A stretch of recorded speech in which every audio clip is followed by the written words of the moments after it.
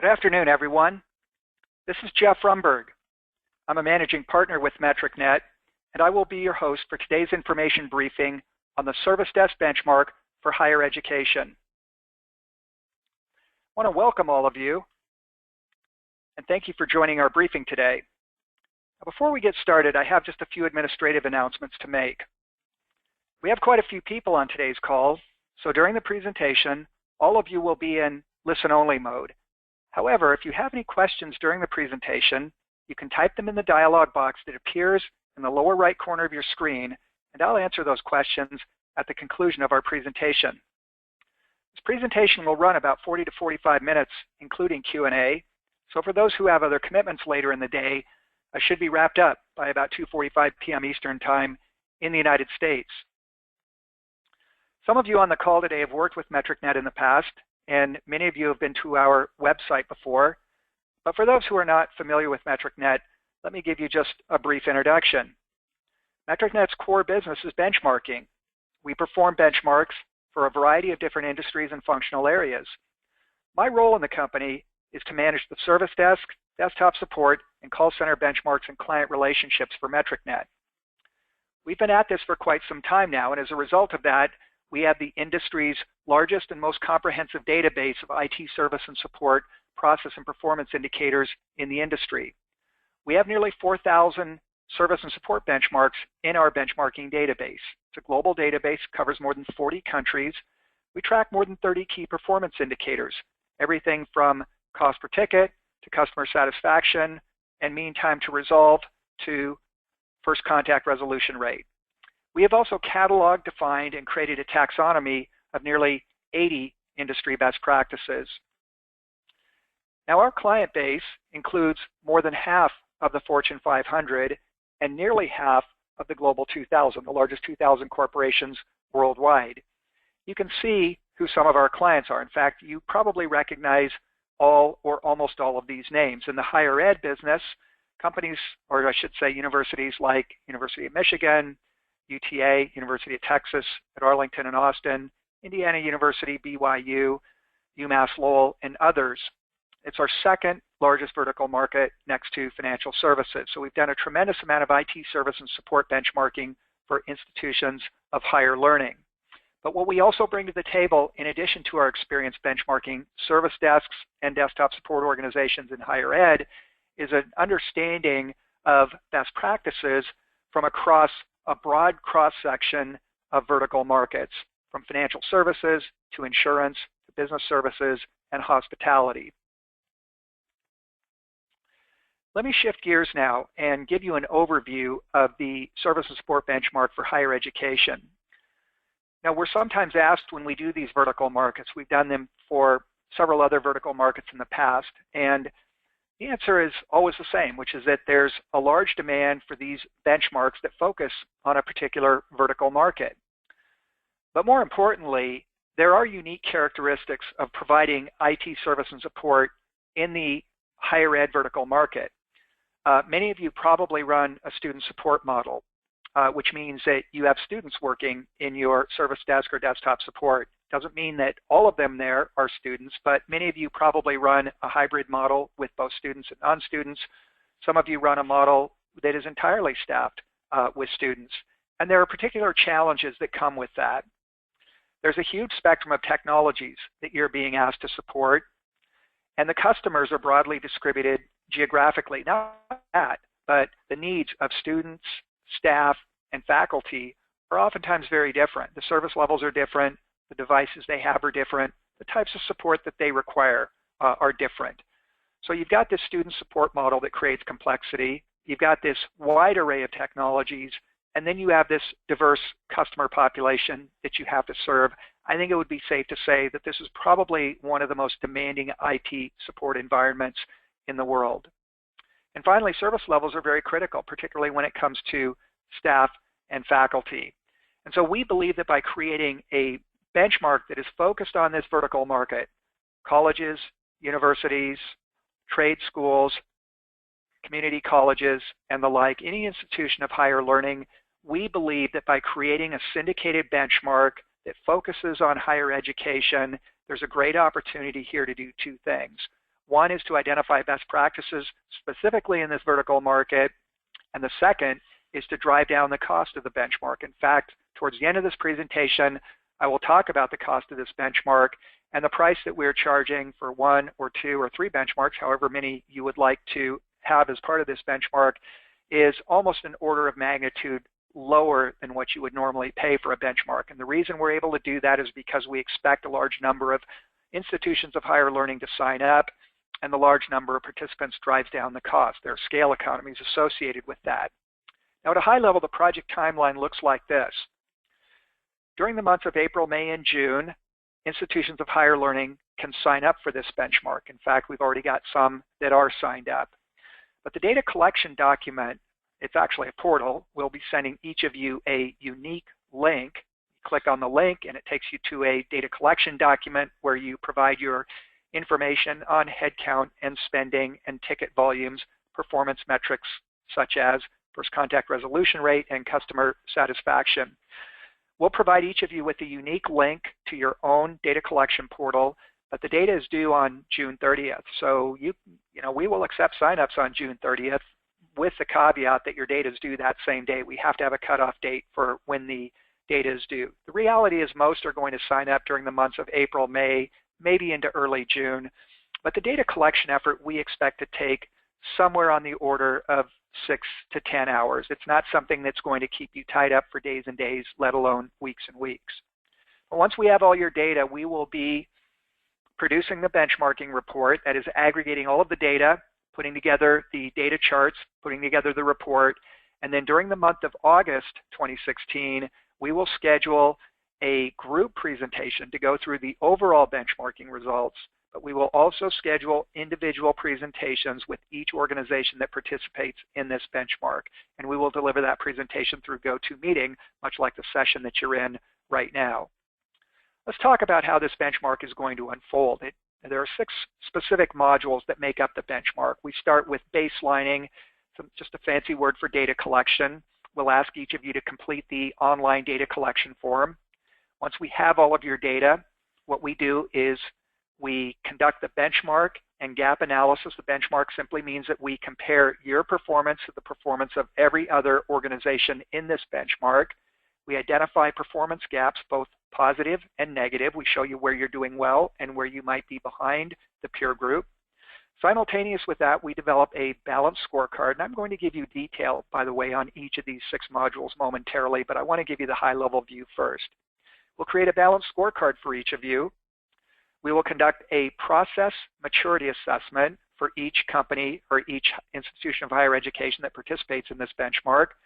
We will develop customized recommendations that are specific and unique to your support organization. And finally, each of you will receive a customized benchmarking report. Let's drill down on this and look at it in more detail. For each of you who participate in this benchmark, we will schedule a project kickoff meeting. Now, this meeting generally lasts anywhere from 30 to 45 minutes. There's no preparation required on your part. The goal of this meeting is to introduce MetricNet to your organization, to discuss the project schedule, to talk about the data collection document, and to answer any questions that you might have about the benchmark. This is one snapshot. It's a screenshot of the data collection document. As I mentioned, it's an online data collection document, but it looks very much like the Excel spreadsheet that we're showing here. In fact, our online data collection document was modeled after an Excel spreadsheet. So used to inputting data into Excel, you'll feel very comfortable putting your performance data, putting your service and support data into our online portal. Now, once we have all of the benchmarking data, we enter into the benchmarking and gap analysis phase. Most of you, I suspect, know what benchmarking is. In fact, many of you, I've seen all the names of the participants in today's session, many of you have done benchmarking in the past with MetricNet. But benchmarking involves comparison along a whole spectrum of key performance indicators, such as customer satisfaction, cost per ticket, first contact resolution rate, mean time to resolve, average speed of answer, and other metrics. So we run a comparison of your data versus everyone else that is participating in this benchmark. And when we identify a performance gap, good or bad, we identify that performance gap. More important, or I should say most important piece of benchmarking, however, is that we diagnose the underlying causes of that performance gap. Let me give you an example. Let's say that we're running your benchmark and we find out that your average cost per ticket is higher than the peer group. Well, there can be a lot of drivers behind that. One reason might be that you have higher wage rates. If you're running a support desk in one of the high-cost parts of the country, for example, in the Bay Area, out in California, or possibly in New York City. I know we've got some people on this call today from institutions of higher education in New York City. Wage rates tend to be higher in those regions, and that can drive a higher than average cost per ticket. Low utilization, meaning that you're overstaffed, can also drive a higher than average cost per ticket. High absenteeism can also a high average cost per ticket. Absenteeism is a measure of the percent by which you need to be overstaffed in order to manage your workload. So if you're running 10% absenteeism, that's the same thing as saying that you have to be 10% overstaffed in order to manage the workload that you are expected to take care of. So absenteeism, utilization, wage rates, and the last one is the ratio of technicians to total support headcount. Normally for a service desk, that ratio runs about 75%, meaning that 75% of your staff are in technician or analyst roles. For desktop support, the number is closer to 80%. But those are some of the key drivers of cost per ticket, and if we identify a gap in your cost per ticket, we're going to be looking at those metrics like absenteeism and ratio of agents to total headcount or technicians to total headcount. We're going to be looking at wage rates, and we're going to be looking at utilization so that we can ascertain what the underlying drivers of your performance gaps are. So make no mistake about it, this is not just a comparative benchmark where we're going to show you a bunch of charts that allow you to look at your cost per ticket and customer satisfaction and first contact resolution rate compared to the rest. We're going to tell you why you're doing well in those areas, where you're doing well, and we're going to tell you why you are underperforming in those areas where you are in fact underperforming. So this is not just a comparative benchmark, it is a diagnostic benchmark. Now, the key performance indicators that we're going to include are the 20 that are shown here on page 16. You can see that we've organized them into 6 categories. There are cost metrics, quality metrics, productivity metrics, technician metrics, service level metrics, and call handling metrics. Now, the reason we look at so many KPIs when we do a benchmark is because we do want to be diagnostic, the point I just made, which is that if we identify a gap in cost or quality or cycle time, or technician job satisfaction, we need to be able to explain why that gap exists, diagnose the underlying drivers of that gap, and hence develop specific recommendations for closing or mitigating the negative gaps, and then perpetuating the positive performance gaps. Now, you may have noticed here that under the cost metrics, we show both cost and price metrics. For those of you who have outsourced your service desk or your desktop support function, you can still participate in this benchmark. But in that case, we use price metrics. That is the price that you pay to your third-party BPO business process outsourcer. So instead of looking at your internal cost per contact, internal cost per minute of handle time, we'd be looking at what you pay your outsourcer per contact and per minute of handle time. And by the way, if you do outsource your service desk or your desktop support function, or if you have a high service desk and desktop support function, we're going to compare you against other outsourcers because the price versus cost comparison is not a fair one. Typically, cost is significantly less than price if you're running an onshore service desk or desktop support organization. But I just wanted to make the point that if you have outsourced any part of your support function, you can still participate in this benchmark. Your peer group will be others that have also outsourced their level 1 service desk or their desktop support organization. For desktop support, and by the way, the metrics I just showed you were for the level 1 service desk. For desktop support, we look at about 30 different KPIs. Now, I don't want to lead you to believe that this is an all-inclusive list of KPIs for desktop support. There are literally hundreds of KPIs for desktop support, and likewise for the service desk. But we focus on those that we believe give us the biggest bang for the buck. So on page 16, what I was showing you is the metrics that we believe get us. They're the most incisive set of metrics that get us to the gap analysis most efficiently and most effectively. Likewise, for the 30 KPIs shown here on page 17, we actually have 7 categories of desktop support metrics. You'll recognize 6 of the same categories that we had on the prior page. The one category that is different for desktop support that didn't exist for Service Desk are these workload metrics. We look at tickets per seat per month, incidents per seat per month, service requests per seat per month, and then incidents as a percent of total ticket volume. Just so you know, tickets are comprised of both incidents and service requests. So if you add up all incidents and all service requests, you come up with the total volume of tickets. But you can see that we look at a variety of different KPIs.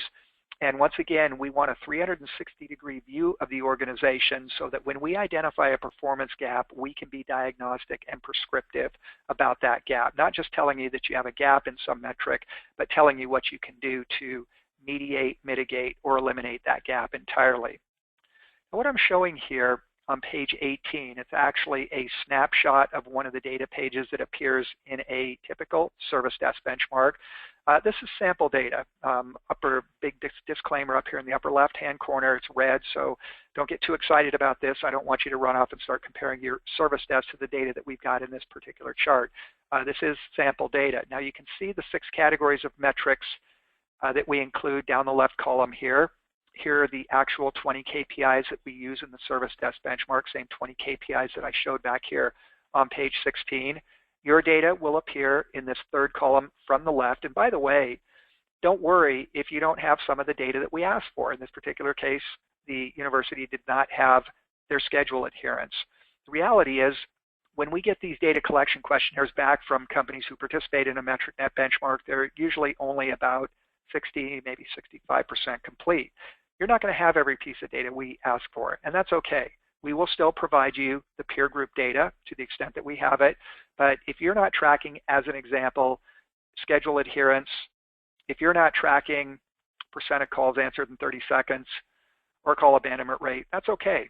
We ask you to simply complete the data collection questionnaire on a best efforts basis, and we do expect that the questionnaires are going to be somewhat incomplete. That's okay. We can still benchmark you very effectively.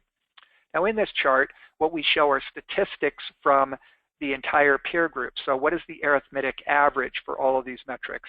What is the arithmetic minimum for all of these metrics?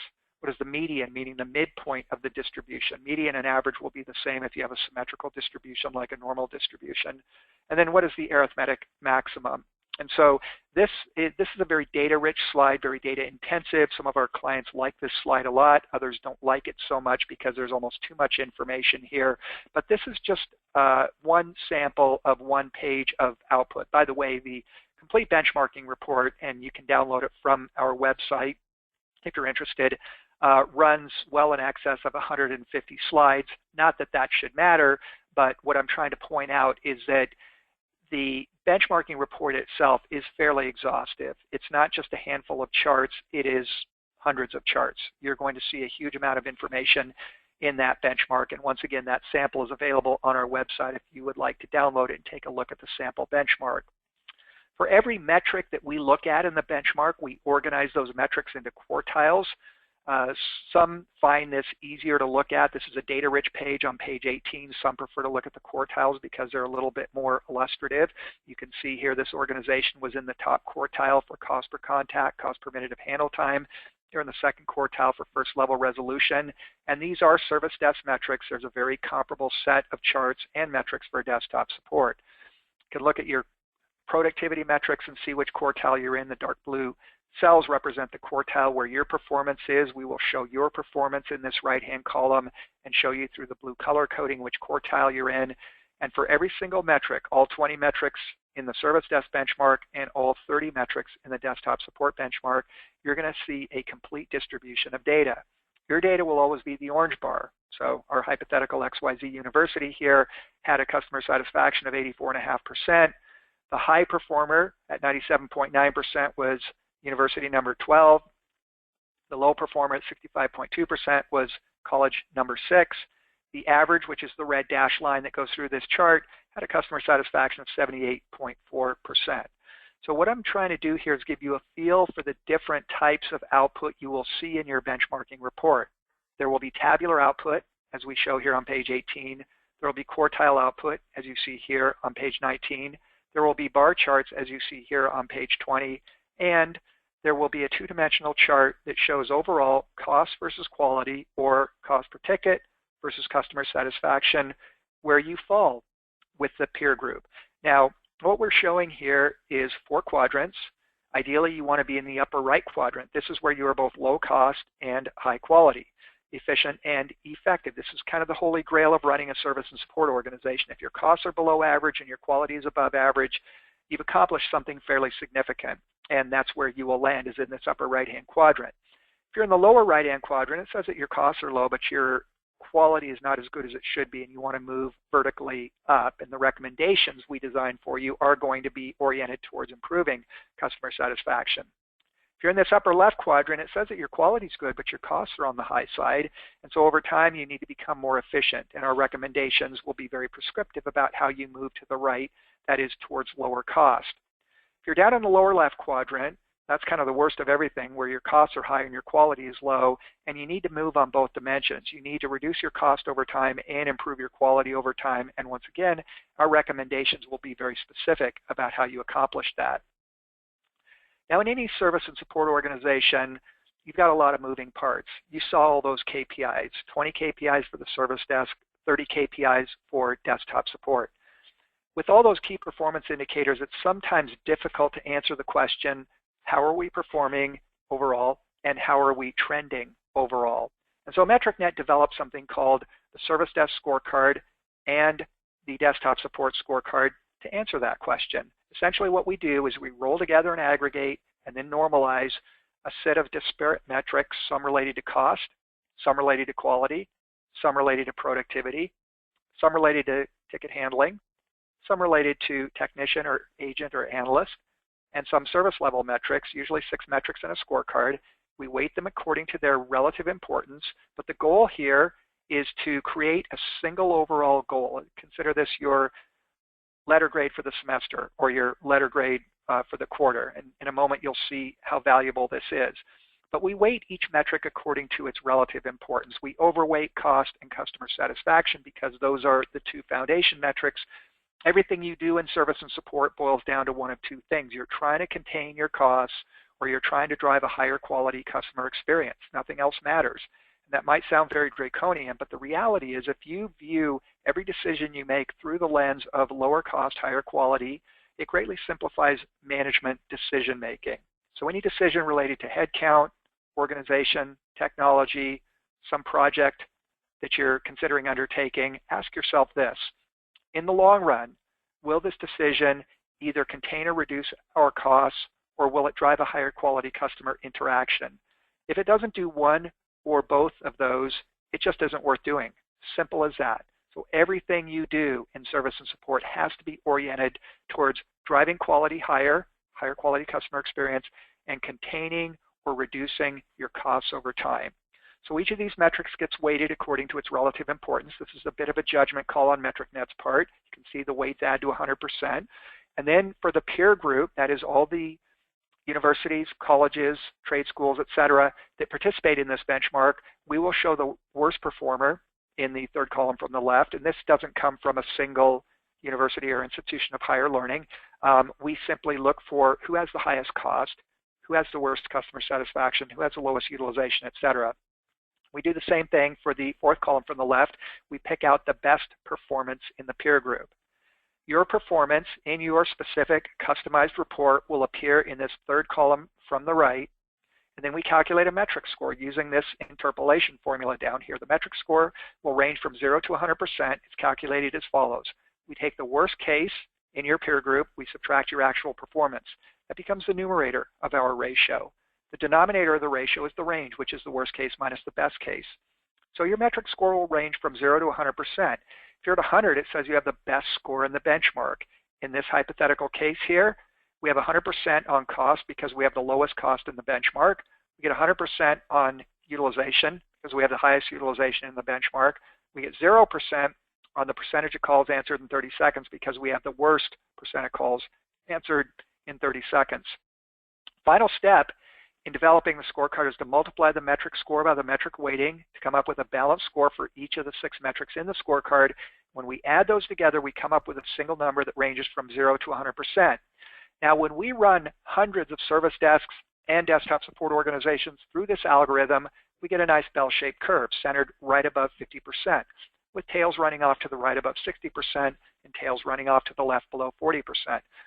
Typically, if you're at 60% or above, you're in the top quartile. If you're between 50 and 60% due to the shape of the distribution, remember the bell-shaped curve. If you're between 50 and 60%, you're going to be in the second quartile of overall performance. 40 to 50 is typically third quartile performance, and below 40% generally is fourth quartile performance. So this score is actually an excellent score. As you can see here, one of the ways we're going to display your overall performance is we're going to show how your balanced score compares to the balanced scores of all the other institutions of higher learning that participate in this benchmark. So here's our hypothetical XYZ university with a score of 68.7%. That's what we calculated on the prior page. And we can see that university number 9 had the highest score at 70.5%. It's very rare to see scores above 70, let alone above 80%. And it's also very rare to see scores below 20% or especially below 10%. But our worst performer, company number 7 here, had a balanced score of 14.1%. The average score you can see here was 42.4%, which is lower than what we typically see when we get a peer group this size. There's roughly 35 institutions that are shown here. So the average balance score was 42.4. The high was 70.5. Our hypothetical XYZ university had a score of 68.7%. Now look what we've done here. We've taken this disparate set of metrics, some related to cost, some related to quality, some related to productivity, some related to ticket handling, some related to technician performance, and some related to service levels. We've normalized them, aggregated them, and created a single overall measure that allows us to compare you on a fair level playing field, apples to apples comparison that shows overall how you stack up. This XYZ university was in second place on this benchmark. Moreover, if you adopt the scorecard and update it on a monthly or quarterly basis, you can actually track your overall performance. This is real data from one of our clients. You can see that they updated their scorecard monthly. That's what the blue bars represent. The purple background is a trailing 12-month average. And although there were some ups and downs, that's to be expected. You know, sometimes there are seasonal spikes. Sometimes there are monthly spikes in ticket volumes, as an example. And things don't always go as well as you want them to. So you would expect there to be some ups and downs. But in the aggregate, you can see that this service desk was actually improving their performance over time. They started the year with a balanced score of around 60%, very much like our XYZ university here. And at the end of the year, they were up to almost 80%. The balanced scorecard does a lot of things for you. It tells you how you're performing relative to others that participate in this benchmark. And it also shows you how you're trending if you choose to adopt the scorecard and update it either on a monthly or a quarterly basis. Now, process is critically important in any benchmark. And there are several things that differentiate a MetricNet benchmark from other benchmarks that you might be able to find in the industry. One of them is that we simply have more experience than anybody else, 4,000 benchmarks. The second thing is that we have the largest database by far of service and support, process, and performance indicators. The third thing is that we do diagnostic benchmarks. We don't just tell you, gee, your costs are high or low, go back and fix it, or your customer satisfaction is high or low, you know, keep it going or go back and fix it. We're very diagnostic. We identify the underlying drivers of both positive and negative performance gaps and advise you on how you can perpetuate the positive gaps and mitigate or eliminate the negative performance gaps. The fourth key differentiator is that we link process to performance, because process is ultimately what drives performance. If we tell you that your costs are high or your FCR is low or your mean time to resolve is too long and say, go home and fix it, we haven't done you any favors. What we really need to do is link those performance gaps to specific processes that either need to be improved, modified, revised, updated, or adopted in order to allow you to improve your performance. So again, process drives performance. They are two sides of the same coin. And in this section of the project, what we have is a 6-part process model that addresses IT service and support strategy, which is all about defining your mission and vision and creating a service catalog. We have a section on human resources, the proactive lifecycle management of the personnel that work in service and support, the ticket handling processes, the technology itself, the discipline of performance measurement and management, and then stakeholder communication, which is not just end user communication. This is communication with all key stakeholders within the organization. Now, all of this is arrayed not around the goal of customer satisfaction, which we believe is a losing proposition, but rather arrayed around the central objective of driving customer enthusiasm and customer delight, because it's the enthusiastic and delighted customers that want to do business with you, that propagate positive word-of-mouth referrals, and that are loyal to your channel, even though they may not have a choice. Even though you may be the only choice for technical service and support, you want your customers coming to you on a willing basis. Now, what this part of the project involves is a set of 72 different questions. Some examples are shown here. You're going to read each question and then rank yourself on a scale of 1 to 5.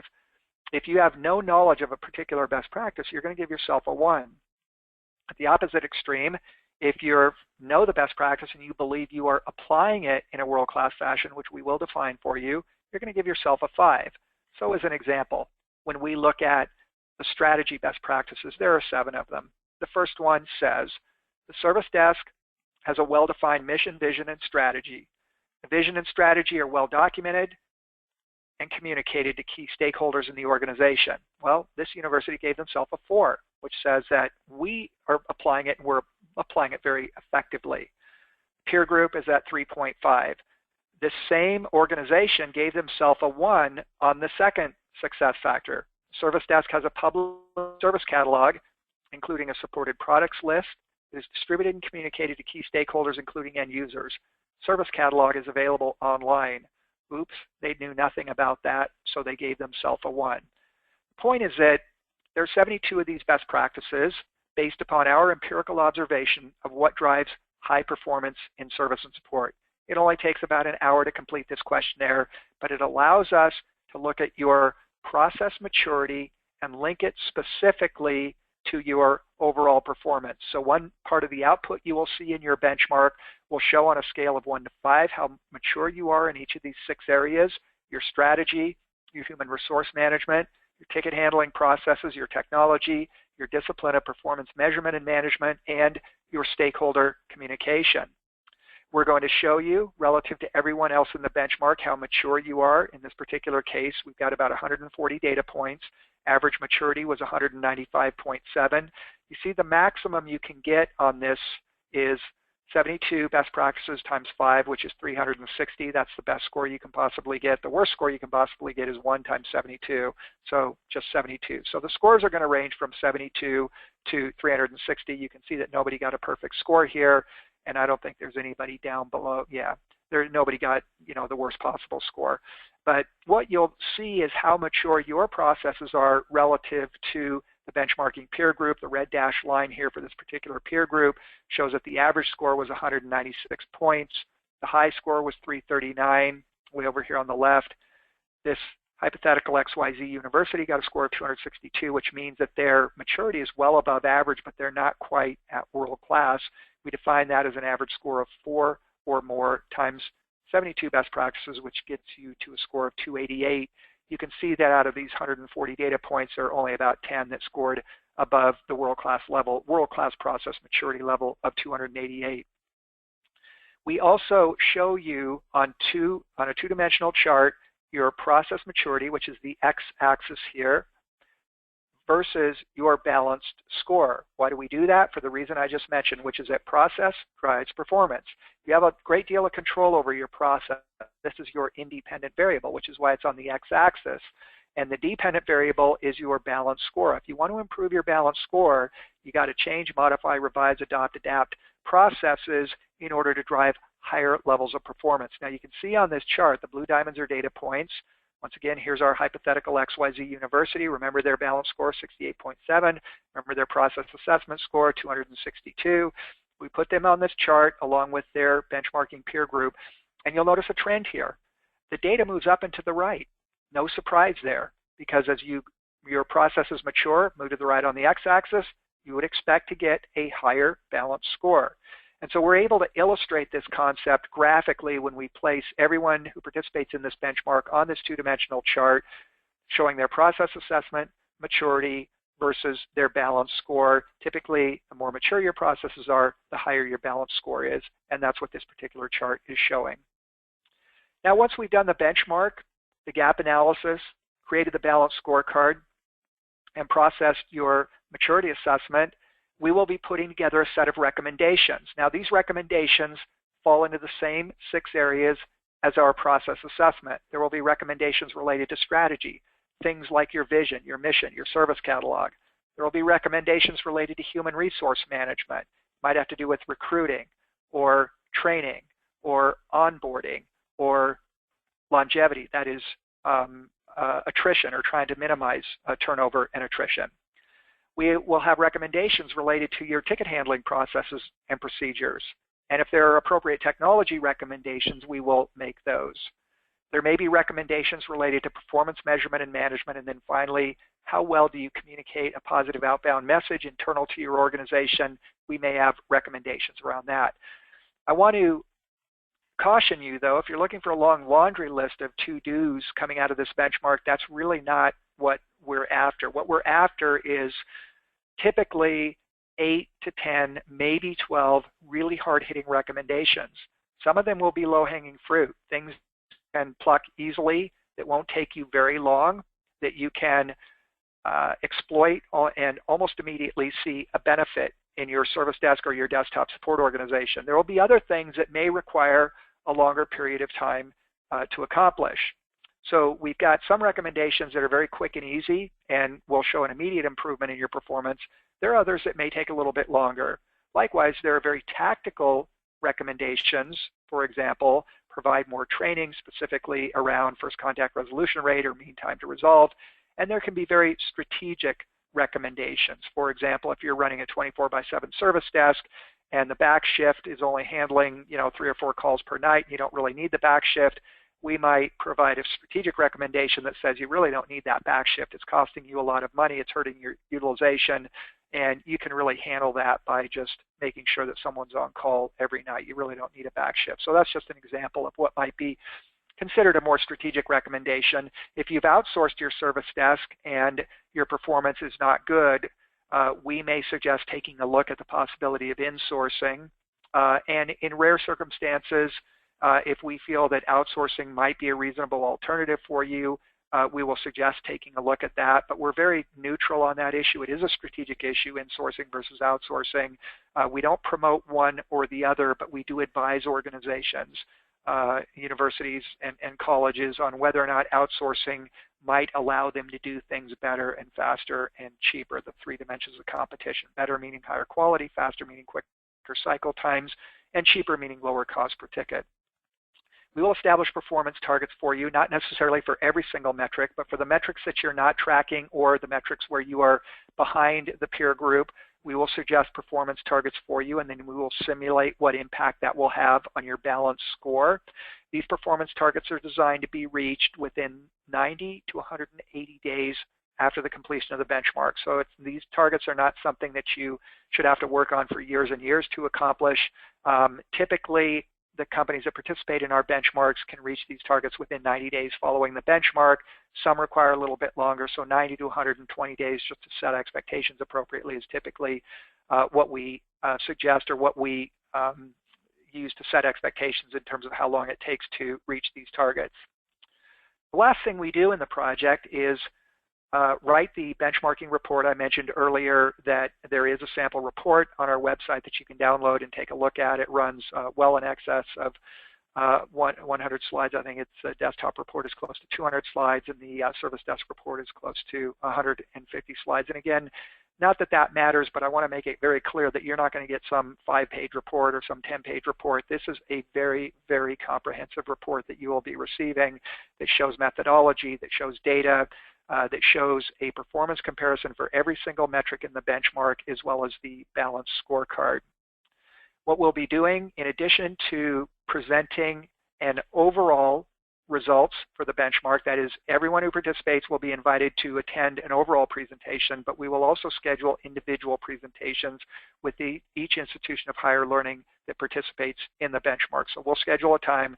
And these are not done on site, just to be clear. These are done through GoToMeeting, much like we're doing right now, and we'll spend up to 90 minutes. They usually take about an hour to go through, but we will go through the results of your benchmark. Now, what you're going to get over the course of the project includes a participation kit, the project schedule, which I'll show you shortly, the data collection questionnaire. There will be an individual kickoff meeting for each company that participates. The benchmarking report itself will be very comprehensive. It includes an overview of the project as well as the objectives, a background on how the industry is evolving, the performance benchmarking summary, the balanced scorecard, the best practices process assessment, our conclusions and recommendations, and then a section that contains all of the bar charts for every single metric that is in your benchmark so that you can see the complete distribution of data. And then finally, the live webcast, two webcasts, one for the overall benchmarking results, and then an individual customized presentation for your specific benchmark. Now, the project fee for one benchmark, either a service desk or a desktop support benchmark, or if you have a hybrid service desk, desktop support organization, $5,000. It's a one-time fee. It's paid up front. If you want two benchmarks, let's say a service desk and a desktop support group, or two service desks or two desktop groups, it's $7,500. If you have three or more benchmarks, you can contact MetricNet. We will tell you what the price breakdown for that is. Now, after May 27th, the participation fee doubles. So by signing up before May 27th and getting it paid for before May 27th, by the way, you can do this on our website with a credit card, very straightforward, you can get a 50% discount. So we're offering you, you won't find a benchmark anywhere worldwide from anybody, let alone a benchmark this comprehensive for $5,000 and two for $7,500. You're simply not going to find it. This is close to an order of magnitude less than the cost of a typical benchmark that you might find anyplace else. And given the number of companies we expect to participate or the number of universities we expect to participate, you're going to have greater statistical significance in this benchmark than you would find in other benchmarks. Very comprehensive benchmark, but I just want to encourage you to get registered, get signed up, pay your fees before May 27th because you get a 50% discount if you do that. Because after May 27th, we're pretty hard-nosed about this. We've run many of these vertical benchmarks, and we don't go back on this 50% discount. After the 27th of May, you're going to be paying $10,000 for one benchmark and $15,000 for two benchmarks. So next steps, you can visit our webpage to get more information. Let me show you that real quickly. If you haven't been to the web page yet, you'll see here that register for the online briefing. That's what's happening right now. You can register you can review the FAQ sheet. You can click here and download that. You can look at the sample deliverables. You can register and pay. And then if you still have questions, you can click here and you can fill that out, and we will get back in touch with you and answer your questions for you. So on that site, you can review the frequently asked questions and the sample deliverables. You can send us questions at info@metricnet.com. And once again, you can sign up just by going to our website. Just to recap, April, May, and June are the sign-up months, but you do have to have your data collection questionnaire done by the 30th of June. Once again, May 27th is when the participation fee will double. We spend the month of July aggregating all the data, running the benchmark, doing the gap analysis, developing the scorecards and the process assessments. And then the month of August is when we will distribute the report, schedule the overall presentation so that as many companies as possible or as many universities as possible can participate in the overall presentation. And then we will schedule the individual presentations with each of you. So with that, I'm going to open up the Q&A dialog box and answer any questions that have been typed in. Let's see. Okay. First question here is from Marie, and the question says, will scorecard timelines be on academic year calendar as opposed to calendar year? There's sort of a broader question there, Marie, which is at what period of time do you use for the data that you report? Well, generally we like to get a full year of data, but we do realize that for some organizations that's a difficult thing to do, and so we simply ask you to pick a period of time that is representative of your long-term performance. Sometimes that means you have 6 months of data. Sometimes it means you have 3 months of data, 1 quarter. Some of our, we've had companies participate in our benchmarks that provide only a month of data. So it's really up to you. But generally, the longer the period of time, You don't want more than a year because then the data gets too old, but as close as you can get to a year, the better, because the benchmark becomes more meaningful. So we don't care if you're looking at a calendar year or an academic year. What we do encourage, though, is picking a period of data. It might be September or August of 2015 through January of 2015. It might be September of 2015 through April of 2015. You have a lot of discretion in terms of the period of time that you select. Now, we don't want you to game the system and try and pick a period of time where your performance was particularly strong, because you're really not going to learn as much from the benchmark if you do that. What we want you to do is pick a period of time that shows representative performance, good, bad, and in between. So we don't care if it's academic year or calendar year. We simply want you to pick a period of time that is representative of your overall long-term performance. Okay. Let's see, next question. Budget planning at our university happens a full year in advance of the fiscal year. We would have to budget well in advance for a cost of this magnitude in order to be able to participate. I'm not sure what to tell you about that, other than almost any organization can figure out a way to come up with $5,000. And I don't mean to diminish your question, I understand it, but you're not going to find, if you budget for this benchmark for next year, we're not sure how many times we're going to run this vertical benchmark.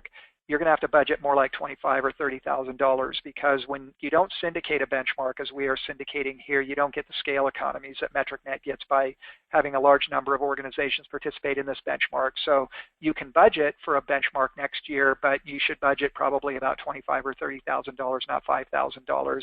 What I would encourage you to do, just to those that hold the purse strings, that this is a great time to participate in a benchmark, because there's a pretty good chance you'll never again have an opportunity to do a higher ed benchmark for just $5,000. And almost any organization can come up with those funds. I do understand that budgets are tight, but I think most would be able to come up with that level of funding. Okay. Another question here, what if you're not tracking some of the metrics required for the data collection? I think I answered that question relatively early on in the presentation. And the answer is just provide the data that you can, and we will work to the best of our ability around the metrics that you have or don't have. We're going to provide you with data for every single metric in the benchmark, even for those metrics that you don't have. So if you don't have abandonment rate, we're still going to show you what the peer group abandonment rate looks like. If you don't have absenteeism, or you don't have schedule adherence or occupancy, we're still going to show you what the peer group looks like. So we simply ask you to complete the data collection questionnaire on a best efforts basis. The one requirement, because we don't want what we call free riders on this benchmark, and what that means is somebody who signs up and they get the results of the benchmark but they contribute no data, we don't allow those people to participate in the benchmark.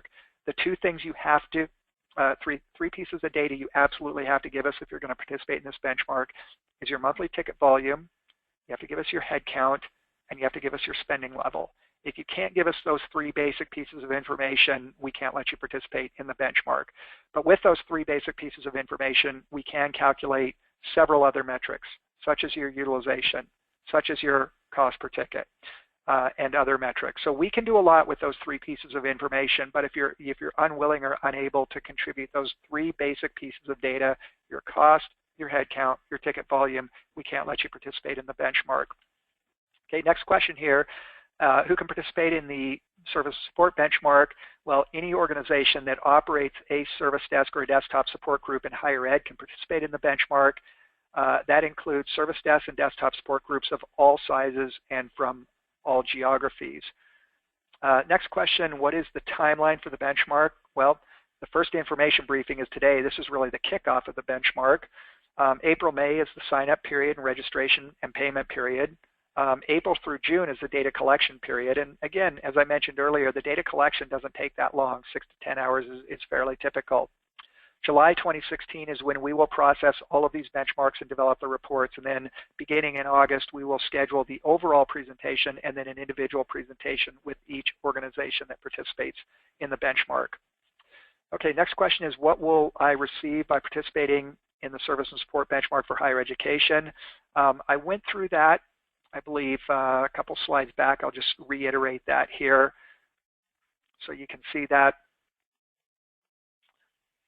You get the project participation kit, including the project schedule and the data collection questionnaires, a kickoff meeting, which is a unique kickoff meeting just for your institution. You get a comprehensive benchmarking report that includes all of these sections that you can see here. You get the live presentation of results through GoToMeeting. And once again, I'd encourage you to go to our website and download the sample report so that you can see what is in that sample report. Now, the project report is produced in Microsoft PowerPoint. We convert it to PDF for distribution. It's suitable for internal presentations to key stakeholders in your university or college who are interested in the results of the benchmark. Next question is, how does the data collection process work? Well, each participating service desk and desktop support group is asked to provide their data in MetricNet's online data collection portal. MetricNet, will be available to provide guidance and advice on the data collection effort and to answer any questions you might have during the data collection process. More importantly, your submitted data will be reviewed by MetricNet, and we will schedule time with you if necessary if there's data in there that we don't understand. If there's information that looks inaccurate or we don't understand it, we'll schedule time with you to review that information. We just want to ensure that we understand it completely and that you perhaps may not understood all the questions correctly, and that we won't misinterpret any of your answers. A question here that I sort of answered, but I'll answer it again, which is how long will it take to prepare and submit your benchmarking data? You know, the time required to gather, assemble, and submit your service desk or desktop support data really depends on the accessibility of your data and also the experience level of the person or persons that are responsible for gathering and submitting your service desk or desktop support data. We strongly suggest that the data collection effort be assigned to someone in your organization who is familiar with your service desk or desktop support and who has access to all the relevant desktop and service desk reports and data sources. The time required is going to vary depending upon those factors cited above, but those who participated in MetricNet benchmarks before report on average that it takes about 6 to 10 hours to complete the data collection questionnaire. So it's not an insignificant amount of time, but it's also not something that will keep you tied up for days and days, let alone weeks and weeks. Next question is, what is the due date for the data collection questionnaire? I think I showed that.